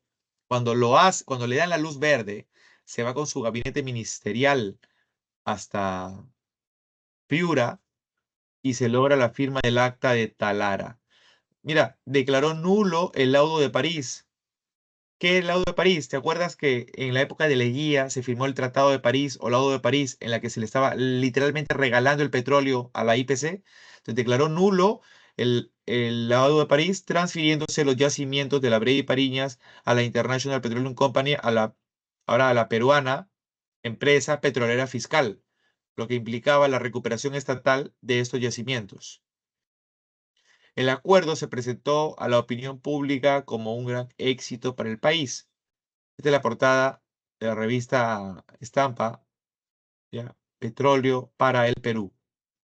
Ahora vean, el problema es que cuando él presentó el Acta de Talara y lo enseñó a todos los peruanos, él lo enseñó en 10 páginas y el representante, o sea, el gerente de la empresa petrolera fiscal, un tal Carlos Dórez de Mola, así se llama el gerente general de la EPF, de la empresa petrolera fiscal, denuncia que Belaúnde originalmente no firmó un acta de Talara en 10 páginas, sino en 11. Entonces, ¿qué dedujeron? ¿Qué hipotetizaron? Que la página 11 había sido anulada para poderle restar pagos que la IPC le tenga al Perú. Y esos pagos millonarios se los iban a evitar a la IPC y obviamente Belaúnde y su gente y sus políticos iban a sacar una tajada como ayudándoles a la IPC, pues, ¿no? Por ayudarles, les daban su tajada. Y eso generó el escándalo. Acá, mira, horas antes del golpe de Estado perpetrado por Velasco, se estrechaban la mano ante la ceremonia de la juramentación del gabinete presidido por Mujica Gallo. Y se da el golpe militar de Velasco el 3 de octubre de 1968. Belaúnde fue exiliado a Argentina. El golpe del 3 de octubre, en la madrugada, tanques y camionetas de asalto, perdón, irrumpen en el patio de honor del palacio. Se captura al presidente, que es trasladado al aeropuerto Jorge Chávez y es ahí donde ya se va a Argentina. Y por ahora esta historia queda latente porque todavía falta iniciar el gobierno de Juan Velasco Alvarado. En 2 semanas es la última clase de historia del Perú, la otra es la última de HU. Les dejo esa línea de tiempo. Tomen un screenshot con los temas que hemos visto el día de hoy, ¿ya? Hagan lo que les acabo de decir. Hagan lo que les he dicho. La otra semana les cuento si la página 11 existió o no existió. Y ahorita les doy sus claves. Vamos con la clave de la pregunta número... Ya hemos dado la pregunta 1. la 2 y la 3. Por si acaso los que no estuvieron, la 1 salió la clave enano, la 2 salió clave beso, y la 3, que último hicimos, bueno, ustedes lo hicieron muy bien, la clave salió enano. La 4, la clave sale dedito, dedito, y la 5 sale la clave casita. Y damas y caballeros, eso ha sido todo por hoy. Les agradezco enormemente por haber estado aquí y soportarme estas 2 horas. Un abrazo grande, Dios me los bendiga. Hasta la próxima. Cuídense mucho, chicos, chicas. Chao, chao. Muchas gracias, Olenka. Hasta la próxima clase, profesor. Cuídate mucho. Chao, Isaac. Un abrazo grande.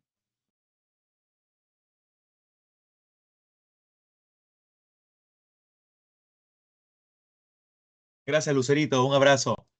Sí, se nos acaba el ciclo, Isaac. Se acaba el ciclo. Eh, sí, Natalie, ahí tengo en el canal de este tema, hay un tanque que he dibujado y hay algunos temitas ahí adicionales. Hay varias cositas ahí, lo puedes chequear ahí en el canal, Natalie. ¿Sí? Ahí lo revisas, no sé cuál de todos los videos está ahí, pero ahí está. ¿Ok? Un abrazo, pues, cuídense mucho. Chao, Fis. Nos vemos, Sebastián. Chao, Connie, nos vemos. Un abrazo. Edian Connie. Chao, chao.